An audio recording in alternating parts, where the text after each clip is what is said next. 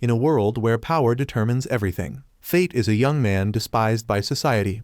He possesses a cursed skill called Berserk. This ability only knows how to satisfy its endless hunger by absorbing the power of enemies. But when the darkness hidden deep within this skill begins to awaken, Fate's destiny takes an unexpected turn. From a weak, lowly nobody, he gradually transforms into a warrior. With each step on his bloody journey, Fate must face the temptation from the destructive power within. Will the protagonist control this instinct, or become a slave to the thirst for power? The situation grows increasingly chaotic and dangerous, with goblins running rampant everywhere, causing terror among the inhabitants of this land. However, the appearance of a powerful special squad quickly eliminates this threat. With superior strength and excellent combat skills, they easily exterminate the goblins in no time. After the battle, the group of warriors returns to town to celebrate their resounding achievement. Fate can only stand from afar, looking at them with immense admiration. For him, killing even one goblin seems unimaginable. With an empty stomach and skills at the lowest level, Fate accepts menial jobs despite knowing he's at the bottom of society. The three Bervalik brothers are notorious for their cruelty and cunning. Raffen uses his fame as a holy knight not only to oppress commoners but also to treat Fate with utter contempt. He doesn't hesitate to throw measly wages on the ground, forcing Fate to bend down to pick them up. The Bervaliks frequently beat and mock the unlucky skill that he possesses. This humiliation isn't easy to bear, but to earn food and survive each day, Fate must endure. A female knight named Rossi suddenly appears. Having witnessed this terrible scene, she immediately intervenes to protect the young man. Rossi protests against the brothers' actions, demanding they stop hiring Fate for gate guarding duties that rightfully belong to holy knights. If they continue behaving this way, Fate should report it to her immediately. Afterward, he hands over his shift to Rossi and heads to a restaurant. Though she has good intentions to help him, Raffen's character isn't simple, and it's impossible to predict what underhanded methods he might use. The restaurant owner warns Fate that if he continues to endure, the outcome will be disastrous. No one wants to possess a Berserk Devourer skill and become useless. He doesn't dream of becoming a knight. Being a warrior, merchant, or artisan would be enough. While feeling dejected, Fate discovers thieves sneaking into the city and immediately reports to Rossi. She hands over the guard duty and goes to eliminate them herself. Unexpectedly, a corrupt knight tries to escape in Fate's direction. If he lets him escape, Rossi will face trouble. Despite being weak and inexperienced, Fate must confront him. This encounter throws him into his first battle. When the protagonist finds himself in a desperate situation under attack, the Berserk skill suddenly activates and eliminates the enemy. He absorbs all the strength and abilities of his opponent, adding appraisal and mind-reading skills. This makes Fate realize he isn't useless after all. Berserk turns out to be a terrifying ability. Soon after, Rossi rushes over in panic. Fate can read her thoughts and knows she's very worried about him. To repay him, Rossi introduces a new job for him at her own hurt household. If he stays here, Fate will be beaten and tormented by the Bervaliks forever. The protagonist stands at a crossroads, continues staying where he's exploited to the extreme, or sees the opportunity to work with Rossi, which promises a brighter future. Fate decides to accept her offer and goes to work for the hurt family. After defeating the thief, Fate feels a new power in his body. He's confident that with his current abilities, he can defeat monsters. The next day, he visits a weapon shop. However, with only 2 silver coins, he can only afford old items from the trash bin. He's attracted to a strange black sword. When he touches it, a mysterious voice echoes in his mind. Rudis is a living entity containing a soul, carrying within it will and unlimited desire. Meanwhile, Memon is bitter because Rossi interfered with the gate-guarding business of the Bervalik family. Raffen remains calm because useless people like Fate are everywhere. Besides, both Hurt and Bervalik are among the 5 families protecting the kingdom, so there's no problem. The important thing now is to focus on successful research to achieve an immortal body. Back to the protagonist, the sword greed suddenly warns him about an enemy's appearance. With his current strength, Fate easily eliminates a goblin, thereby rapidly increasing his stats and adding the power enhancement skill. Right after, hundreds of other goblins appear and attack in waves. Fate continues using greed to destroy the monsters, striking with perfect accuracy and quickly turning the battlefield into a mass grave. His strength increases significantly, and most surprisingly, his hunger is satisfied. Fate had thought innate traits couldn't be changed. According to Greed, after each enemy elimination, he will receive experience points and level up. However, Berserk only steals skills and stats, meaning he can't receive experience points. That's why Fate remains at level 1. He must absolutely not reveal to anyone that he possesses the Berserk skill, because it's a skill that violates divine ethics. The sword has acknowledged Fate as its minion and will accompany him on his fighting path from now on. After collecting goblin ears, Fate receives a reward. He plans to eat a hearty meat meal, but greed wants to renovate its appearance. Meanwhile, Fate accidentally bumps into a brutal man and reads the desperate pleas for help in a child's mind. Although he can't see the man's skills, Fate is determined to rescue the child. Lord Laplace is the creator of the world. Before leaving, he bestowed special powers upon humanity. The boy feels sad that he possesses such a useless skill. The nun has done her best to comfort him. When Lord Laplace still protected humans, there were no skills or stats, and even monsters didn't exist. The boy wishes he could live in such a world. Everyone has been searching everywhere but can't find Sahara. The girl is currently being cruelly tortured by the man. But fortunately, Fate has arrived. The soul of greed signals that the man is underestimating him, so he should take advantage of this. Fate quickly takes the girl to safety, then confronts the man. With just one slash, he falls to the ground. Fate uses his sword to probe the man, who in unbearable pain finally reveals that the person behind it is Kyla. Fate takes the little girl to town for grilled meat skewers. Sahara can't contain her emotions and bursts into tears, seeing which Fate gives her his portion as well. In the evening, he takes the girl back to the parish. Being thanked for the first time, he's somewhat surprised. Both Fate and Sahara have weak, useless skills. The protagonist advises the girl that no matter how difficult things get, she must smile because happiness will surely come. His father used to tell him the same thing, which is why Fate wanted to save Sahara. A new skill technique is added, allowing him to use special attacks twice in succession. Only now does the protagonist realize that the man earlier had used a very dangerous skill that could cut enemies into 3 pieces. Had he known, Fate wouldn't have rushed into battle with him. With its conservative and contemptuous character, the soul of greed believes Fate just got lucky, which motivates him to become even stronger. After a busy day, he forgets that tomorrow is his first day working for the Hart family.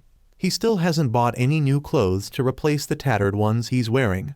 There's news that Lord Mason, Rossi's father, was killed on the battlefield. Now Rossi will become the clan leader and directly restrain the 3 Bervelic brothers.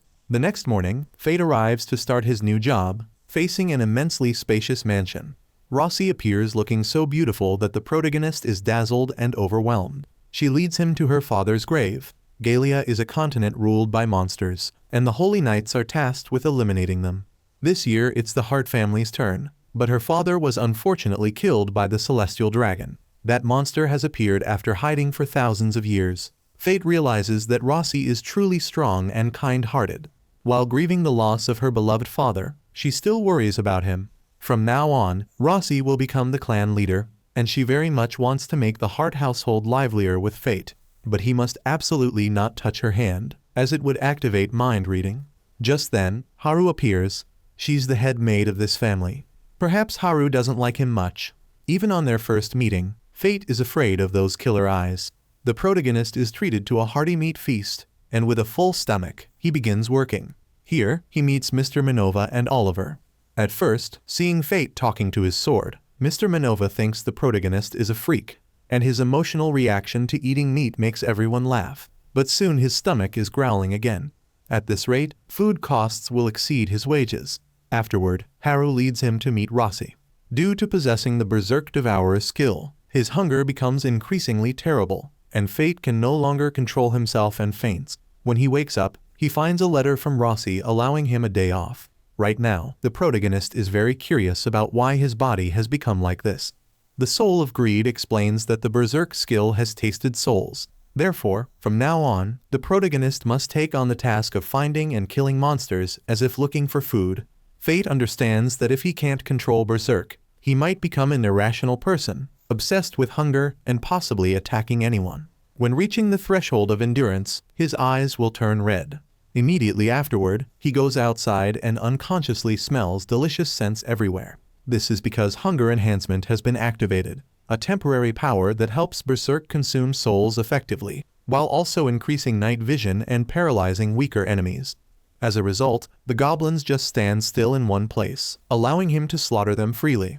However, this is still not enough. Fate follows greed's advice and enters the deep forest to continue hunting goblins. With his current strength, he can quickly eliminate these monsters. Finally, his hunger is satisfied. Right after, a goblin king appears. Thanks to the self-healing skill, the protagonist's physical stats are restored. Encountering such a large and powerful monster for the first time, Fate is somewhat hesitant, fearing he might become its meal. Greed encourages and guides the protagonist to face it head-on. The first successful beheading strike is a good start, but it's 1 step forward and 10 steps back. At this rate, how can he win? Greed boosts his fighting spirit, and the protagonist ferociously charges forward to successfully eliminate the monster, significantly increasing his stats. Following Greed's advice, he dedicates all his stats to the sword, and a new form appears, the demon bow. Just then, a monster that was eavesdropping appears, and Fate shoots randomly but still hits the target. Afterward, he brings the Goblin King's ears to where Sahara is staying. Now everyone can have a hearty meal. Meanwhile, during his guard duty, Fate discovers a strange girl. Surprisingly, it's Rossi. She's dressed this way to survey the town, and this matter shouldn't be disclosed to anyone. The protagonist is about to return to continue his work when his boss pulls him back, wanting him to be her escort. Rossi's inspection officially begins. To conceal her identity, Rossi will change her name to Roki. Hearing Greed mock her, Fate scolds it for being disruptive. Rossi freezes, thinking he's scolding her, but she doesn't mind. She's actually excited to go with Fate. Both blush in embarrassment as the contemptuous voice of Greed's soul echoes again. Fate is about to deal with it when Rossi stops him. This is also the first time she sees this sword. It seems very strange that someone with an unlucky skill like him would have a weapon. However, no one knows that Berserk is truly dangerous. Once it has tasted souls, it cannot stop, consuming more and more to significantly increase power. Otherwise, he will starve to death and turn into a monster. Because it's too frightening, the protagonist cannot reveal it to anyone. Afterward, they go down to the town together to carry out their mission. The scenery here is bustling, and Rossi is attracted by juicy grapes. The owner lets them taste some, and Rossi proudly mentions that the grapes grown at her home look quite delicious. Almost revealing her identity, Fate follows Greed's advice and says that her relatives work for the Hart family. Rossi thanks him profusely, though she finds it a bit odd that the protagonist is constantly talking to himself. The 3 Bervalik brothers begin causing trouble again, and upon seeing Fate, they belittle and insult him. Rossi can't stand it and immediately speaks up. In this world, commoners opposing knights is a capital offense. Looking carefully, he sees a strong resemblance to Rossi. The soul of Greed urges the protagonist to pretend to be her lover. He panics and blurts it out. Rossi takes the initiative to caress Fate and then mentions she's heading home to cook for her beloved husband. Everyone stops doubting because knights never do household chores. Walking arm in arm with a man for the first time makes Rossi very nervous. Fate apologizes awkwardly for touching her, but Rossi actually likes it. This escort duty is becoming quite stressful. Rossi has been attracted to sparkly jewelry. Fate has used his appraisal skill to find precious stones inside raw ore. If the seller knew about this, he'd be furious. Seeing Rossi enjoying these items, the protagonist feels she doesn't resemble a holy knight at all. However, Rossi decides not to buy anything because she finds it unnecessary. She asks Fate if he knows any warriors. Besides Oliver and Minova, they accidentally overhear rumors about goblins being massacred. People believe a wild animal is responsible, but they're not certain. There's also news about the nuns looking for someone to thank for donating the Goblin King's ear. Feeling curious, Rossi goes to ask for details, but no one knows anything. Rossi immediately asks the protagonist to take her to where the warriors are. It turns out she decided to become a commoner and inspect the town because of this rumor. Things are getting interesting. Fate leads her to a familiar tavern and introduces her to the owner as Roki, a new colleague from his new workplace. Having not seen him for a while and now bringing a girlfriend to meet him, Fate is mortified and Rossi breaks her cup. However, the owner doesn't mind because warriors not controlling their strength is normal. The soul of Greed knows for sure that Rossi has feelings for the protagonist. Embarrassed, he breaks his cup too. After eliminating goblins, warriors collect their ears to earn money. However, the corpses remain intact, so they suspect some monster has wandered here. This would prevent merchants from other areas from coming to town. Fate feels extremely guilty. At this moment, Old Man Adu appears and guesses it might be a bear. The Holy Knights will directly go hunting, and with his current stats, Fate cannot possibly withstand them. It's even more tense when Rossi sees him in such a state. Right after, nomadic warriors also come to the restaurant. Seeing such a beautiful girl, they come over to flirt. Before Fate can act, she launches an attack that sends the man flying. Her true identity is revealed, and they offer a bag of money to beg for mercy. Rossi is not only talented and beautiful, but also merciful. She's willing to overlook what just happened. Rossi wants to fulfill her father's wish to create a world where everyone can laugh together. Fate will wait for that day and follow the girl he secretly loves. Thanks to Rossi, the protagonist's sword gets maintained. She does this to thank Fate for helping her learn more about the monster. The Bervelik household has information about the hunting expedition, but is determined not to let Rossi know. Suddenly, he hears familiar voices. It's the three brothers again, intimidating a lost child. Following Rossi's instructions, the protagonist rescues the boy. Incidentally, he directly asks Raffen why he isn't informing her about the monster. He uses the excuse that her father just passed away, so he wants Rossi to rest for a while. Before leaving, the heart guy utterly despises Fate, and afterward, the two lead the child to find his mother and eat grilled meat skewers. At this moment, Fate recalls that 5 years ago, he too was lost and met a very kind holy knight. Finally, the child finds his mother. In the fading afternoon sunlight, Rossi's beauty doubles, leaving Fate completely dazed. Afterward, they return home only to be severely scolded by the head housekeeper. Their faces show guilt, but deep down, they wish every day could be spent together like this. To prevent Rossi from discovering him during battle, the soul of greed advises him to use dark magic to suppress awareness. Fate doesn't forget to buy Rossi an iron ore as a gift. The protagonist makes the excuse that he wants to thank Rossi for creating a new job for him and meeting colleagues who feel like family. Using his appraisal skill, Fate has managed to buy a genuine gemstone, making Rossi very happy. The following evening, while Fate was hunting, he accidentally encountered warriors going on an expedition. They thought it was the Likmukuro, so they ran away as fast as they could. The protagonist wanted to continue hunting goblins to increase his stats before the knights began their hunt. The next morning, he worked with a sleepy face. His mistress assigned him another secret mission. Rossi led Fate to the Hart family's vineyard, where he met Rossi's mother. She directly asked Fate if he liked her daughter, making both of them very embarrassed, but she meant it in terms of master and servant. Fate didn't hesitate to praise her profusely. Confidently speaking to his potential mother-in-law, he wanted to dedicate his entire life to her. Rossi shyly blushed and ran up to her room. Whenever she faces an awkward situation, she reacts this way. As a child, seeing even a tiny bug would make her scream and cry loudly. Who would have thought she'd grow up to be a knight and become the head of the Hart family? Fate firmly believes she can fulfill her duty to protect commoners. Currently, Rossi misses her father tremendously and is determined to fulfill his wishes. Fate joined everyone in harvesting crops. An uncle let him taste the exquisite grape juice. He had thought Rossi was deeply grieving her father's passing, but was surprised to find her back here helping everyone. She returns once a year at precisely this time, not only to harvest crops, but also to eliminate the goblins in that valley. Just hearing about it made the protagonist's stomach rumble. It seems Berserk wants to consume souls stronger than goblins. On the way back, he met someone who didn't appear to be from this country. She also had identical red eyes and said she would let the protagonist eliminate the Kobans, then arrange to meet again. Fate found it very confusing. Even Greed didn't know who she was. Just then, Rossi was also returning home. She guessed the girl was from Galia. 4,000 years ago, that country was attacked by monsters who killed villagers. It seemed she might be one of the survivors. Rossi had never met a pure-blooded Galian like that.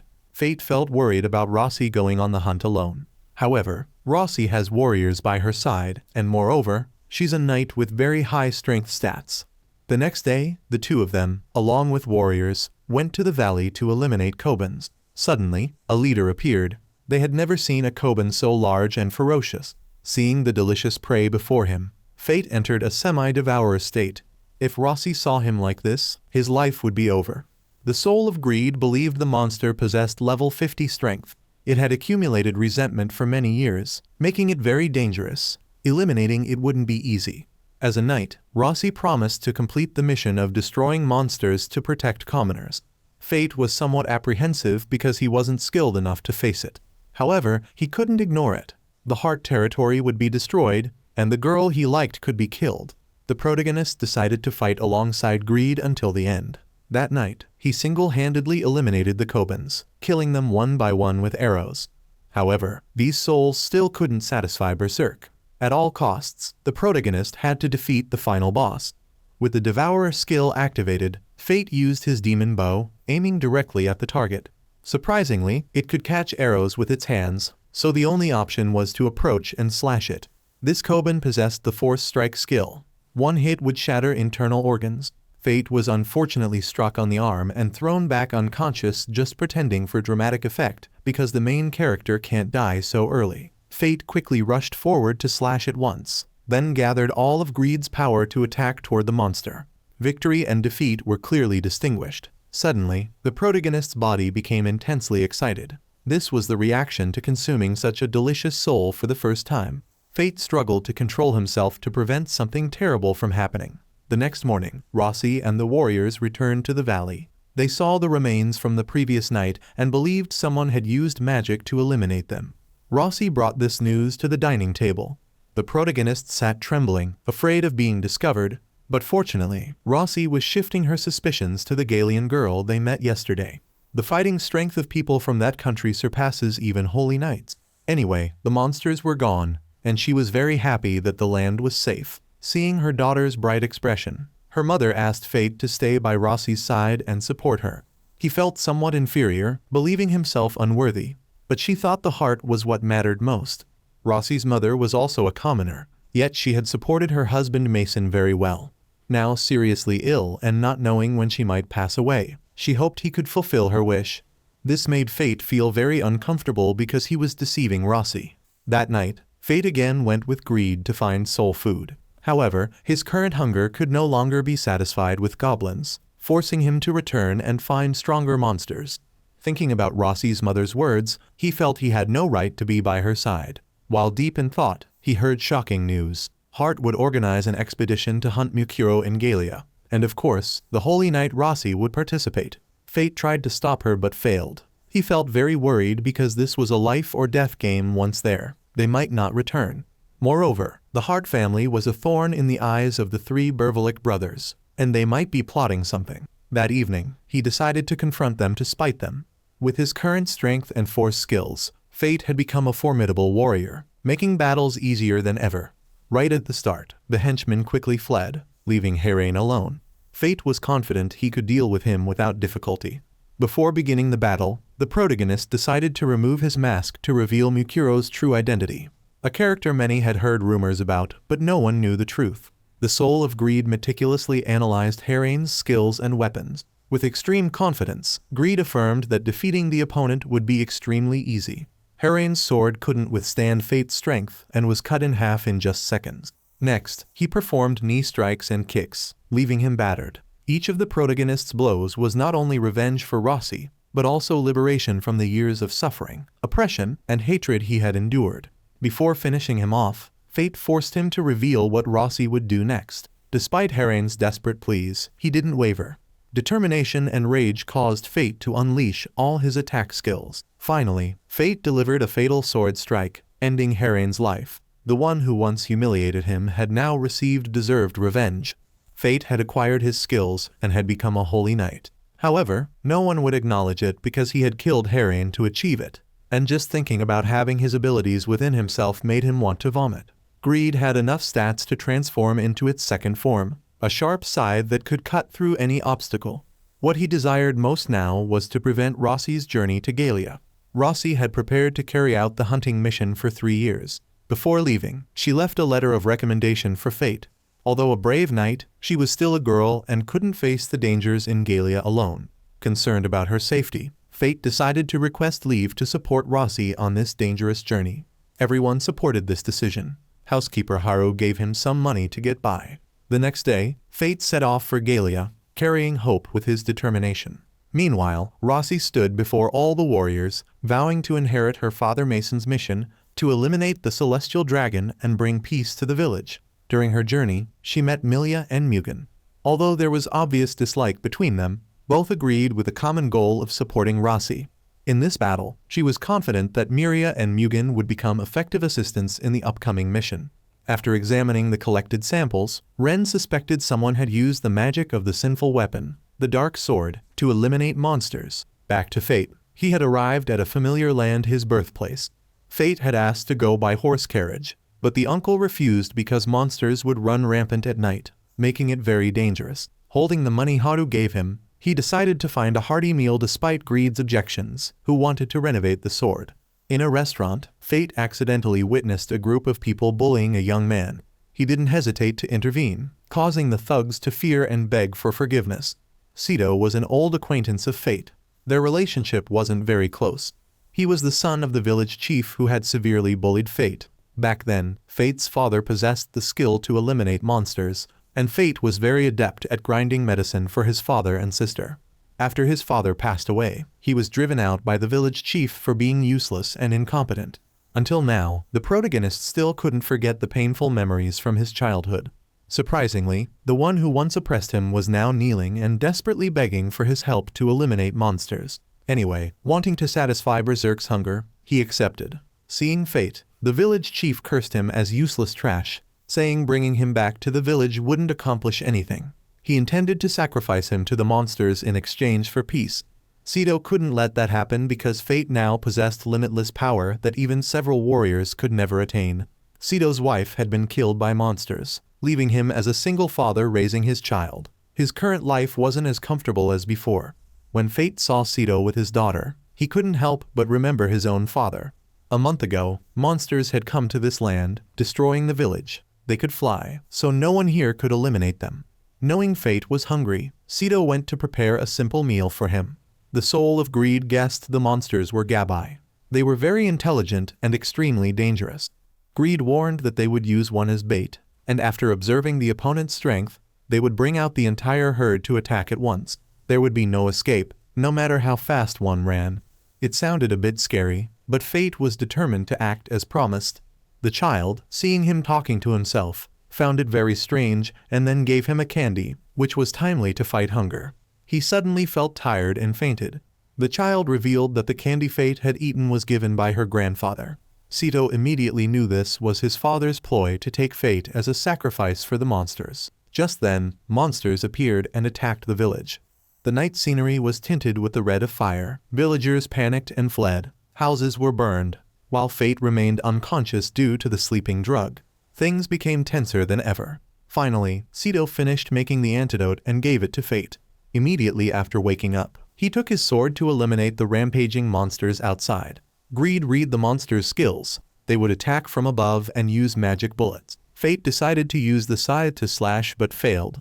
They switched to wide area attacks, concentrating magic in one place and throwing it directly at the enemy. At this point, the protagonist had to unleash his strongest skill, eliminating them one by one. Fate acquired a new skill, Magic Bullet. Now only the final boss remained. Before it could attack, it was struck by a fatal blow from the protagonist. Finally, only a mass grave remained. Sito realized Fate's strength exceeded even special warriors. Moreover, with the appraisal skill, he could earn a living. At this point, the protagonist had no choice but to follow the path of fighting. Sito would go down to town to find work, also for the sake of his little daughter. He wanted Fate to slap him to prove his determination. Without restraint, he punched him, almost dislocating his jaw. From hatred, they had now become friends. Afterward, Fate visited his father's grave. Rossi's team was about to reach the land of Lanchester. Morgan warned to be careful with the Lord. The reason would become clear upon meeting. Fate was also on his way there. He had accepted an escort job for 3 silver coins, conveniently going to where Rossi was. Suddenly, the horse carriage was stopped by a gang of highway robbers. Seeing the injustice, Fate got out of the carriage, intending to teach them a lesson about manners. Unexpectedly, the cowardly driver held him tightly. How could he fight like this? The ruffians were about to charge, but were beautifully dealt with by the girl from yesterday. In gratitude, the uncle let her ride along, but as soon as she climbed in, she overwhelmed the carriage.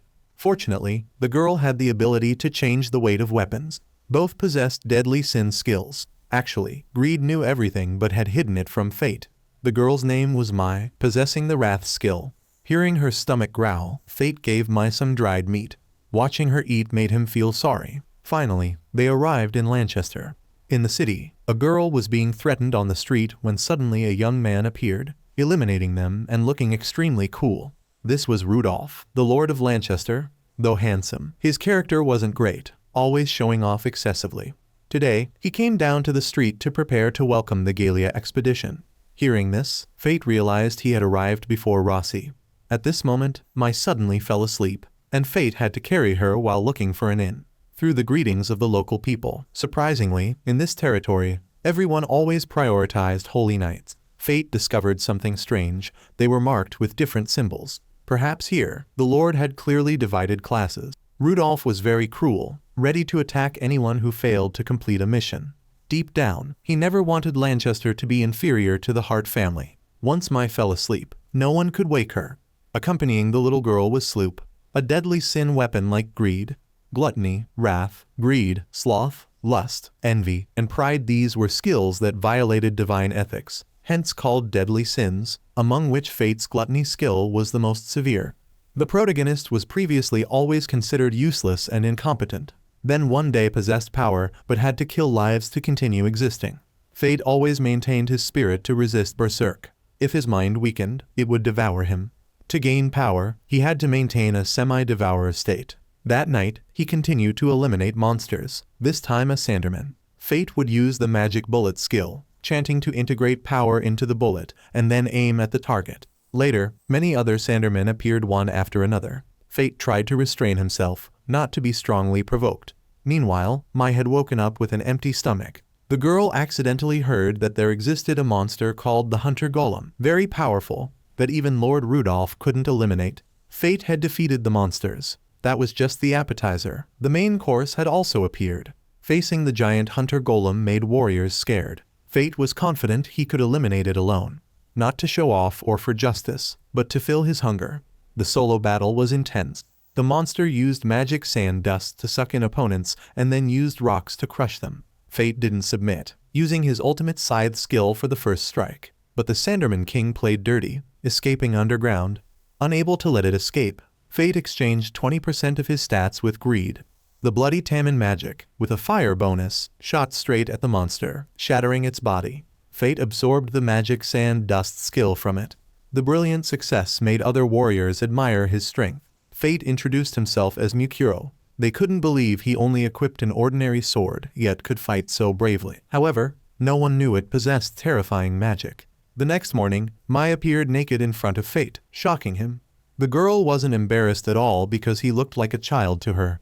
Afterward, Mai changed her outfit to go golem hunting. Unexpectedly, Fate had outdone her, making her furious. The protagonist had to share half of the reward money with her. Suddenly, Rudolph appeared, requesting Mukuro to become his subordinate. However, Mai disagreed because this big brother belonged to her. Rudolph mocked her for being a child, and Mai gently raised her sword, sending him flying. The protagonist quickly led the little sister to the horse carriage. Staying would cost them both their lives. Anger consumes many calories, so Mai needed to constantly replenish her energy. Fate noticed that despite eating a lot, she remained flat as a screen. His loose lips harmed him. The girl activated her wrath to the point of breaking the carriage wheel. While waiting for the uncle to repair it, Fate discovered Mai heading toward a nearby village. Greed observed that this place could easily be threatened by monsters, yet everything was suspiciously peaceful. Perhaps a highly skilled knight was protecting the village. In the distance stood house and castle. He accidentally met the village chief, who was a holy knight. If the protagonist wanted to stay, he'd have to face him in a duel. The old man quickly discovered that he had the appraisal skill, only at level 1, yet his stats were over 2 million. The old man immediately drew his sword to fight. No matter how strong he was, Fate had to yield to the holy knight. He thought he'd be wandering outside tonight, but the village chief allowed him to stay on the condition that he would train him for a course. Perhaps Fate's body wasn't yet accustomed to the power, and his skills weren't being used to their fullest. Even though he could eliminate monsters, dealing with humans was more difficult. The man introduced himself as Oro Barbato. Upon seeing Mai, he assessed her as a highly skilled warrior. While Mai slept in warm blankets and soft mattresses, Fate had to diligently train. The village chief appraised him as quite weak in combat skills, which was common among new warriors rapidly gaining strength. Oro meticulously demonstrated each movement and the proper use of force. Without using power to move, one becomes much more agile. Thanks to Oro's teaching, Fate's semi-devourer state improved significantly. After an exhausting day of training, it was time to rest and recover. Suddenly, the protagonist sensed the smell of monsters near the castle. Hearing Oro's call, he ran into the room to find Mai sleeping soundly beside a pile of food. Fortunately, the village chief understood and was sympathetic. He looked toward the castle with distant eyes full of thoughts. Fate saw Ayoung's family photo. His son looked very much like the protagonist. For some reason, he became the village chief here. Mai was angry because of her dirty face. The second day of training began. Today, Fate would learn practical fighting. He would use this tree branch to block Ayoung's sword. It seemed impossible, but Fate determined the trajectory and used force to push the blade. He had learned to control his stats. Mai rewarded him with a charcoal-smeared face to avenge yesterday's incident. Tomorrow he would set off early. Watching the little girl devour food made him feel very embarrassed. However, Mai had already lost her sense of taste and had something to do. To answer Fate's questions about that castle, Oro said it belonged to him 15 years ago. While on a mission, a monster born from hatred appeared and massacred the villagers. His son fought hard to protect the castle, but was unfortunately killed. Since then, Hausen had been dominated by demons, and his family remained imprisoned there. After hearing this, Fate couldn't contain the berserk within him. Oro immediately understood and wanted them both to go there to end everything. Little Mai volunteered to watch the house on the condition that she get 50 gold coins. Fate used magic to gently take down the gatekeeper. The two rushed straight into the castle. Unable to believe his eyes, Oro's wife and child were still living quite normally. The soul of greed realized they were all dead. This was an illusion created by the monsters. The son suddenly drew his sword to attack. Fate couldn't stand idle anymore. However, greed warned that if he acted, these souls would be devoured by his gluttony and suffer eternally. The protagonist had to let Oro fight them while he went to find the boss. Fate appraised the monster's location and used his skill to break through the wall. Finally seeing its face, this bringer of death had all stats above 1 million, forcing Fate to use magic to its maximum. The surrounding souls all moved toward him. However, he couldn't devour these innocent people. In this tense situation, Oro appeared just in time. He had cut all the tendons in their arms and legs so they couldn't move. Oro felt very guilty toward his wife and children for not returning sooner. Since things had turned out this way, he would be determined to free these souls. Oro rotated his holy sword, emanating a halo of light. Fate quickly advanced to combine their powers and end it all. The souls of his wife and son appeared. They didn't blame him at all. Instead, they encouraged him to continue his mission. Oro gave his son the belated gift he had promised. While the family was embracing, the skull still struggled to attack. Fortunately, Fate detected it and intervened in time. All souls were released and ascended to heaven. Oro was quite surprised that he had broken through his level limit after the seamless coordination with Fate. Next, they would eliminate the Skotten together. The next morning, when they returned to the village, they saw Mai was very angry. Oro quickly gave her the money as promised. She wasn't a greedy person. She needed a lot of money to rebuild her village. The village chief suddenly remembered Mai. 50 years ago, he had met her while eliminating monsters here. Indeed, Mai was a top-tier super warrior. Oro would need to train for another 1,000 years to approach her level. Mai finally revealed that she was a ghost who couldn't die. For Fate's eyes to return to normal, he had to eliminate monsters regularly. Oro wanted Fate to return here after finishing his personal business. He had something important to say. The Bervalik brothers had found the sage stone that could cure all diseases. Their joy didn't last long when they heard that Hart had been killed by Mikuro. Until now, Fate still couldn't accurately determine whether this little girl possessed wrath or gluttony. Mai kept eating continuously like a pig without rest. Suddenly, she gave him a piece of meat and then patted his head like an adorable puppy. Not stopping there, the little girl lay on his lap and enjoyed a refreshing nap. While Fate was savoring these peaceful moments, he couldn't help but recall the mysterious words Mai had mentioned the day before. He had asked Greed about the specific mission the little girl needed to accomplish, but Greed stubbornly remained silent, not revealing any additional information. Rossi's group had only just arrived at Hausen Town. She had heard that the castle there was being occupied by a monster. However, when they approached, they discovered the place had already been liberated. While they were still puzzled by the new situation, Mr. Oro stepped forward to welcome the group. She was quite surprised to learn that it was Mr. Oro who had named her Rossi. It was a great honor for her. Oro announced that the monster had been eliminated thanks to the help of a warrior, but he couldn't reveal the identity of that person because he had promised to keep it secret. Mr. Oro also confirmed that Rossi had been assigned a mission from the Bervilic household to go to Galia. However, she immediately asserted that this was her voluntary decision, as she wanted to inherit her father's wish to protect the lives of commoners. The sudden departure of his old friend Mason shocked Oro, but he saw hope in Rossi's determination. Therefore, he offered to train Rossi for a course before she departed for Galia. For Rossi, this was a wonderful opportunity she had never thought of, to be directly instructed by a superhero like Oro. She drew her father's holy sword and began training with eyes full of determination and the killing intent of a knight. Fate and Mai had arrived in Galia. This village had become a desolate ruin without life. Mai had been born in this land, but after moving to the capital, she had forgotten all memories. Everything had been destroyed except for the cocoon. The soul of greed told him it was a chimera, a terribly flawed form of biological weapon that Galia had experimented with in ancient times. Inside the core were many types of monsters grafted together. Mai's task was to break it. It was time for Fate to repay the favor. The reason she needed Fate was because he had the Berserk Gluttony skill that could devour all the souls in the cocoon. Without beating around the bush anymore, Mai rushed forward, using her sword to break open the chimera. In its chest was a red-eyed person similar to Fate. Mai wanted Fate to finish off that core. However, the protagonist didn't want the girl's soul to suffer endlessly. Mai said it was just a monster disguised as a human. Continuing to be naive like that could lead to death without even realizing it. Suddenly, the chimera created a circle of magma to indirectly attack. Mai rushed in to slash the monster directly. Then Fate used the petrification arrow skill on it. The chimera wasn't easily eliminated. It possessed a self-healing skill, allowing it to fight continuously on its own. Mai's abilities became incredibly high. The heavier her weapon, the stronger her attack. However, this would make the wielder move less agilely. The chimera suddenly developed into a mature form. Hiding behind Mai like this, Fate wouldn't be qualified to support Rossi. This motivated the protagonist to release his semi-devourer state and eliminate the chimera himself. Despite the danger of being devoured by Berserk, Fate decided to counterattack. Exchanging 10% of his stats with greed to use magic sand dust aimed at the enemy. Mai took advantage of this moment to unleash her destructive skill.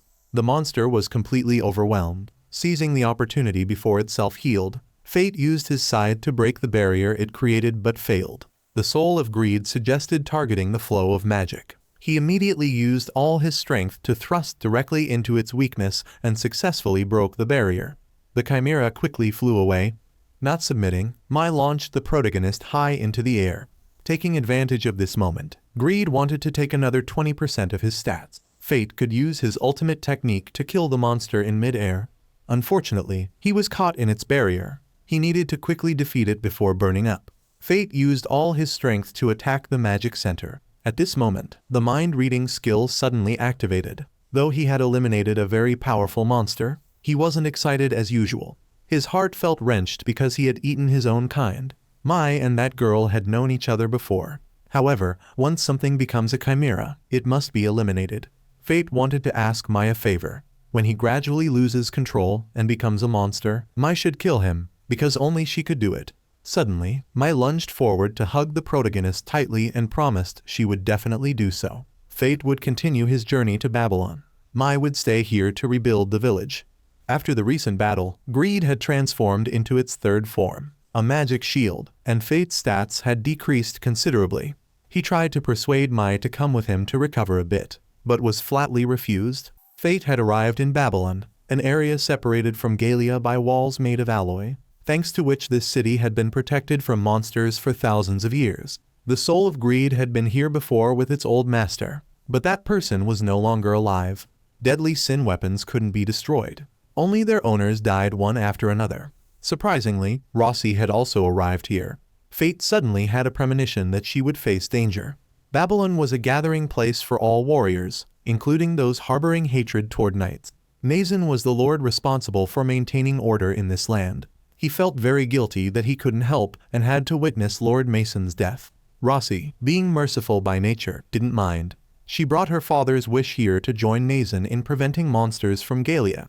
Milia feared her master would be seduced by that guy, so she wanted to help. But Morgan pulled her back in time because confronting a holy knight would only result in death. Rossi decided to go on an inspection. Meanwhile, Fate was struggling with the issue of making a living. The standard of living here was truly very high. His meager money could fly away in an instant. Greed wanted the protagonist to buy him a new armor. Looking around already made his eyes red, when suddenly the shop owner appeared, appraising the burnt cloak. From his words, he seemed very knowledgeable about magic, worth trusting. Plus, with Greed's urgency, Fate decided to buy a new sword sheath. Throughout his career, the man had never seen this blade before. Being this noble required equally prestigious packaging. The shop owner quoted 500 gold coins, nearly causing Fate to faint on the spot. Fate ran away as fast as he could. Putting that aside, now he needed to focus on eliminating monsters to earn a living. A group of warriors came by, wanting him to join their team. But the protagonist was so strong, he didn't need to team up with anyone. Seeing his tattered clothes, they didn't realize he had the strength of a knight. Being despised as poor and lowly, Fate was determined to earn a lot of money and buy a cool outfit. Arriving at the border area, there was a truly disgusting smell coming from monster corpses. Even more horrifying was the smell of spores. They were mildly toxic, so inhaling too many could cause moss to grow in the lungs. Just arriving, he had to face Orochi monsters. They traveled in herds of about 50 and were very intelligent in coordinating attacks. Fate was about to deal with them but was beaten to it. Greed incited the protagonist to rush in and steal, but his conscience wouldn't allow it. Unexpectedly, another herd of Orochi appeared, creating a pincer movement, so it wasn't about stealing anymore. Fate immediately rushed in at dizzying speed. Greed transformed into a shield as solid as a fortress, blocking both physical attacks and magic. With it, the protagonist easily defeated the Orochi. Strangely, despite killing the whole herd, the reaction of his gluttony was very weak. Fate quickly collected the monster ears to sell for money. Everyone was shocked by such a large bag. The guy from earlier thought Fate had stolen his kill of Orochi and taken the ears. Fate calmly taught them a well-deserved lesson. The reward money he received was 100 gold coins.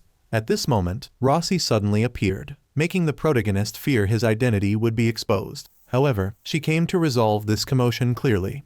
Rossi apologized to him for making Babylon so disorderly. Once having to bow his head before her, now he could look up and talk. Milia mischievously wanted to remove his mask, but Morgan continued to be the one who prevented it. For warriors, masks were also important equipment. When asked his name by Rossi, the protagonist answered Mikuro. Conveniently, she also gently mentioned his way of dressing, making Fate extremely embarrassed. They couldn't believe that someone so poor and shabby could defeat these people. Fate met the shop owner from earlier. He introduced himself as Jay and had heard about the protagonist single-handedly eliminating 27 Orochi. Jay wanted him to become a brand representative, wearing new outfits to promote the store. Such a good deal. How could he refuse? The two agreed to cooperate. Wearing the new armor, Fate looked incredibly cool. He thought it was free, but unexpectedly, Jay demanded 80 gold coins. The protagonist bargained it down to half, which was somewhat acceptable. Next, he visited a crowded bar. Surely the drinks must be very good. Indeed, they were excellent, but not the wine, rather, the perfect 3 curves and that sharp-featured face. How could one not be captivated? Fate felt drawn and couldn't resist. Even more surprising was that she knew his name. This was Eris Lust, a fellow species with Fate, possessing one of the deadly sin skills. Eris invited the protagonist to her home to sip some wine. Fate was completely captivated. This was the effect of lust. Regardless of age or gender, once caught, one falls in love immediately. The pair of fruits hitting his eyes made Fate entranced. Eris had been following Fate since he was in the old capital. When the gluttony skill was activated, she had wanted to approach him but postponed it because they would meet sooner or later anyway. Eris knew everything that had happened. About Mai, she wasn't clear because that girl was of the 2nd generation, while Eris was of the 1st. The fruits were what made Mai very envious of Eris. Many chimeras still existed here. Currently, the Holy Knight class had weakened, making it very difficult to eliminate them thoroughly. Eris was the protector of this kingdom and placed national interests above all else. To help the country prosper for the next 500 to 1,000 years, she was targeting Rossi for assassination. Fate became angry and would never accept that happening. Eris calmly explained the reason. Monsters that were eliminated would accumulate hatred over time, and monsters born from that would emerge. Holy Knights were a similar case. Oppressed souls would accumulate hatred and crystallize. Rossi was the most beloved by commoners. If she died, a massive amount of hatred would be generated. At that point, humans with supreme skills would be born to protect the country, a scenario that seemed quite perfect but didn't sit well with fate at all. What was so great about letting Rossi die? Things would only get worse. Despite fate's objections, Eris remained determined to carry out her plan. At all costs, the protagonist had to protect Rossi's life. At this moment, intelligence information was delivered. The material collection team in Gallia had mysteriously disappeared, so Rossi had ordered all personnel to gather for a rescue mission. Simultaneously, the sword blacksmith for Fate had informed him about lacking an important ingredient for making the sword sheath, magic glass. Coincidentally, that only appeared in the Great Valley of Gallia, the same location that Rossi's rescue team was heading to. On the way, our protagonist encountered countless orcs blocking the path, but none of these were worthy opponents for him. He quickly used the shield state to block numerous magic attacks, then charged forward to attack and used the Gluttony skill to swiftly dispose of them. That night, while Fate was resting, he suddenly fell into a dream state. The white-haired girl appeared mysteriously again. Based on his conjecture, it seemed she wanted to say something, but he couldn't hear it. Then he went to a red sea with countless corpses of monsters he had eliminated. Unexpectedly, the people Fate had killed also appeared and dragged him into the pool of blood. But he couldn't do anything except scream helplessly. Due to extreme fear, the protagonist abruptly woke up. At this moment, 4 salamanders appeared. These evolved monsters would be more difficult to deal with than orcs. Greed suggested the protagonist use the bow form to petrify them. But after one of them was hit by the move, they neither ran away nor charged forward for revenge, but continued straight ahead as if controlled by something. On the rescue team's side, things weren't peaceful either. Salamanders were attacking them in an unprepared state. The foolish Milia rushed forward using fire sword magic to deal with monsters that specialized in fire, resulting in her being knocked unconscious. Right at the critical moment, the protagonist leaped out, hero rescuing Beauty, and in just a few basic moves eliminated the fire lizards, leaving everyone in admiration. The group then discovered markings on the monsters' corpses. It seemed they had been controlled by someone targeting Rossi. Afterward, they reached the Great Valley, but due to different missions, they had to separate from here. Fate continued his journey to find magic glass. Upon reaching a large forest, countless petrified monster graves appeared before him. Suddenly, he saw Eris staring intently at something. He quickly pursued but lost track. However, what was behind him was even more terrifying, a chimera standing tall in the mountain. Fortunately, it had lost its core so it couldn't move. Probably the mountain collapse had exposed traces from the ancient battle. But it seemed he had rejoiced too soon, as 3 had awakened earlier. Fate suspected Eris had done this. While deeply pondering, a huge explosion occurred behind him. The 3 awakened chimeras were attacking Rossi's team. However, these were entirely different from ordinary monsters, so even with the team's combined efforts, they couldn't harm them. What's worse, Morgan and Nazin were injured by them. In this dangerous moment, Fate appeared to rescue everyone. His techniques did cause damage, but the monsters had self-healing abilities, though the recovery speed was quite slow. After informing Rossi about the monster's weaknesses, they both charged forward together to successfully eliminate one. Milia was screaming, struggling against another monster's attack. Fate quickly ran to assist her. Greed transformed from sword to scythe. The two coordinated perfectly as before to handle the next beast. Victory seemed just within reach. But the final monster used a powerful earthquake technique that cracked the ground, causing both to fall straight into a deep abyss. While Fate had tried to save the woman of his dreams, he had used his body as a shield to reduce the impact of the fall. Luckily, neither was seriously injured. Fate heard from Rossi that the rescue team had arrived too late. The excavation team had been completely eliminated. While they were chatting and flirting with each other, the anger of Gluttony suddenly flared up. To avoid hurting her, Fate quickly left the scene. Hearing the loud noise, Rossi also hurriedly ran over. The previous battle had collapsed the cellar, creating countless fragments of magic glass. These fragments were from monsters that had been eliminated and evolved, so finding them among the broken pieces was nearly impossible. Finally, they returned to the surface.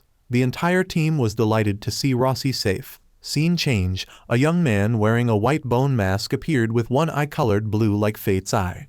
It seemed a terrible battle was about to unfold, signaling significant challenges ahead.